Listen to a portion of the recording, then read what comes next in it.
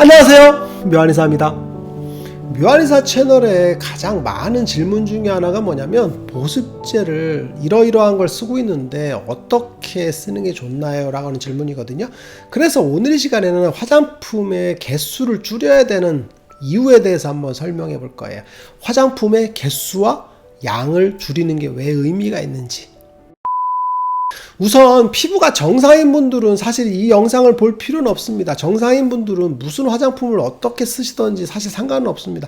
화장품을 단계별 화장을 하셔도 되고 종류를 막 수십 가지를 한 번에 얼굴에다 바르셔도 상관없습니다. 그렇지만 문제성 피부인 경우, 접촉성 피부염이 있다거나 아토피 피부염이 있다거나 지루성 피부염이 있다거나 이런 유사한 증상들로 고민하는 경우에는 이 영상이 도움이 될 거라고 보거든요. 사실 이제 이런 문제성 피부는 두 가지로 나누죠. 첫 번째는 이제 저항성 피부라고 해서 정상적인 피부라고 할 수 있죠. 피부가 무슨 자극원이 들어와도 피부가 아무 문제가 없는 피부를 저항성 피부, 반대로 민감성 피부, 그죠? 센시티브한 피부죠. 이런 경우들은 이제 극단적으로 보면 지루성 피부염이나 접촉성 피부염, 아토피 피부염 같은 피부염을 유발할 수도 있고, 그리고 피부가 예민한 상태를 유발할 수도 있겠죠. 그래서 민감성 피부 같은 경우는 이제 화장품을 잘못 쓴 경우에 쉽게 피부염이 심해지죠. 그런데 피부염이 화장품에 의해서 심해지는데도 불구하고 본인 스스로가 화장품에 의해서 피부염이 악화됐다는 걸 모르는 경우들이 많습니다. 마치 냄비 속에 펄펄 끓는 냄비 속에 있는 개구리처럼 온도가 천천히 상승하면 모르는 거랑 똑같습니다. 맨날 바르니까 피부염이 없을 거야 라고 생각하거든요. 그런데 화장품에 의한 접촉성 피부염에서 가장 다빈도 화장품은 뭐냐면 맨날 바르는 화장품입니다. 맨날 바르는 화장품이 접촉성 피부염을 가장 많이 일으키는 거죠. 즉 뭐냐면 내가 오랫동안 쓰다 보니까 많이 쓰는 경우에 유발할 수 있다는 얘기죠.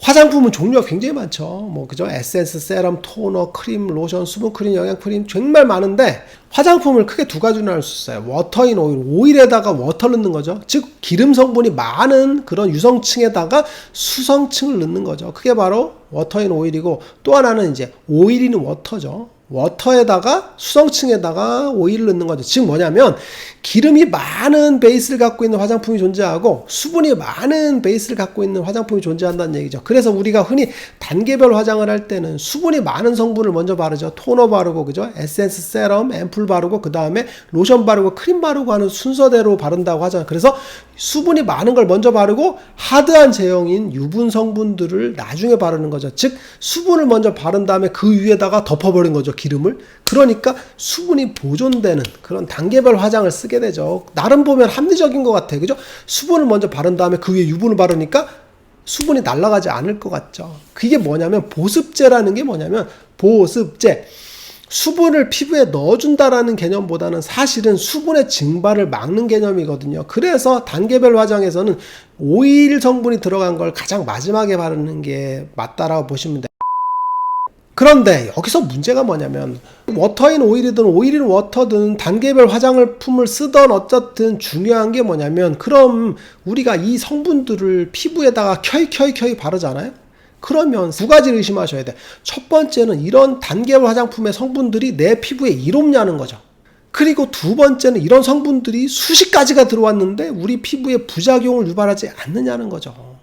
이 두 가지 문제를 우선 따져봐야 돼요. 첫 번째는 이 다양한 성분들이 내 피부에 이롭냐는 거예요. 이로와야지 바를 거 아니에요? 화장품의 전 성분표를 보면 막 40개, 50개 쭉 나눠져 있죠? 근데 막 설명이 복잡해요. 근데 앞에 나온 것들이 대부분 많은 성분이고 뒤로 갈수록 사실은 중요하지 않은 성분인데, 앞에 성분들은 보통 4가지 정도, 5가지 정도라고 보시면 되는데 이 성분들이 사실 되게 중요합니다. 근데 우리가 단계별 화장품을 사용을 할 때 대부분 수분 베이스와 유분 베이스를 나누게 되는데, 이 수분 베이스와 유분 베이스의 함량 차이가 사실은 존재하긴 하지만 성분은 대부분 똑같습니다.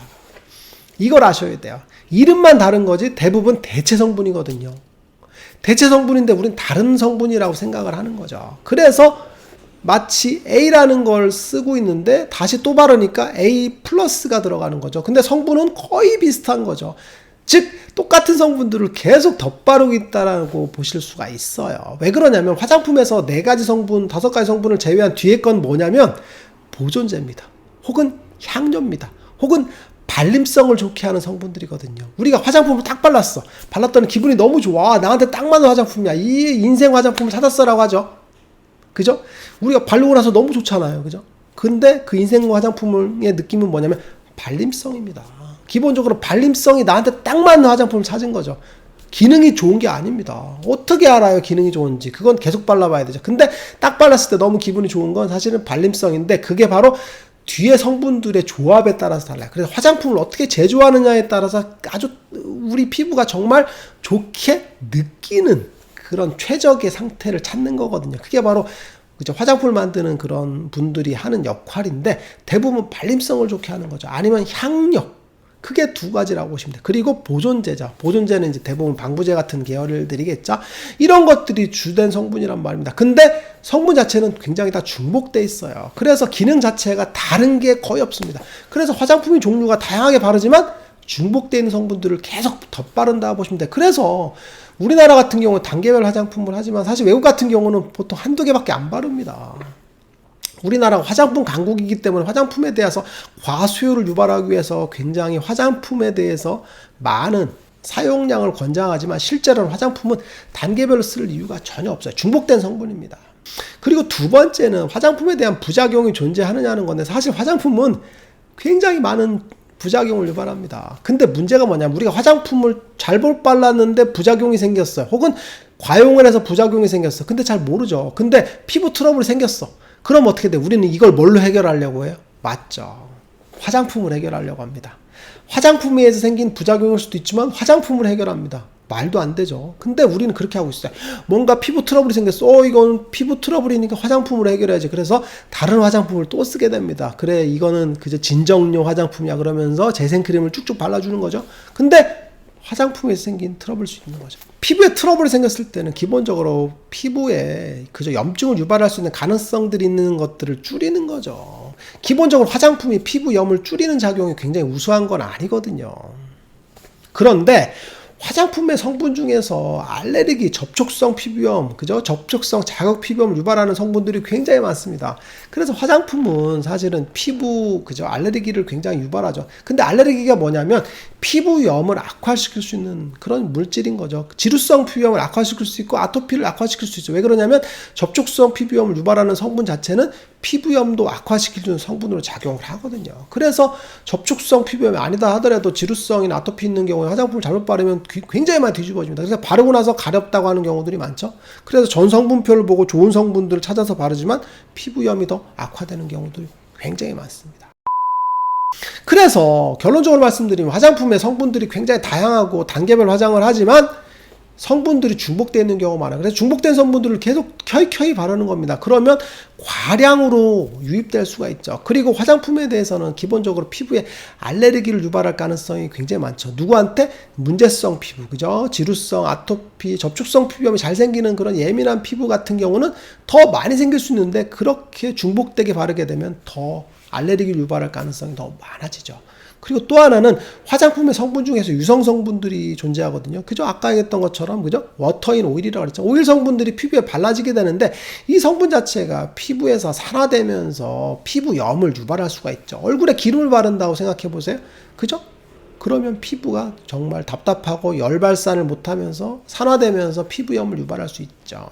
그래서 내가 지루성 피부염이 있거나 아토피가 있거나 접촉성 피부염이 잘 생기거나 굉장히 예민한 피부다고 한다면 화장품 개수를 과감하게 줄여야 됩니다. 하나, 두 개 정도로 과감하게 줄여야 되는 게 굉장히 중요합니다. 많이 바를수록 알레르기를 유발할 수 있는, 피부염을 유발할 수 있는 가능성은 더 많이 노출되는 거죠. 확률 싸움이라고 보시면 돼요.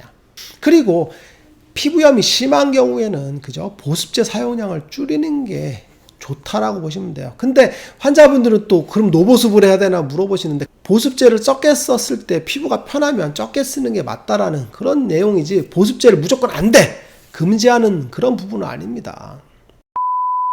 오늘 이 시간에는 아토피 피부염, 지루성 피부염, 접촉성 피부염 같은 문제성 피부에서 화장품 개수를 줄이는 게 왜 중요한지에 대해서 한번 알아봤어요. 이런 문제성 피부 같은 경우는 화장품 개수를 과감하게 줄이세요. 너무 많은 개수를 바르게 되면 피부염의 가능성들, 악화시킬 수 있는 가능성들이 높아질 수 있다고 보시면 될 것 같아요. 묘한의사에게 궁금한 것 있으면 댓글로 남겨주세요. 영상을 통해서 답변해드리겠습니다. 빠잉!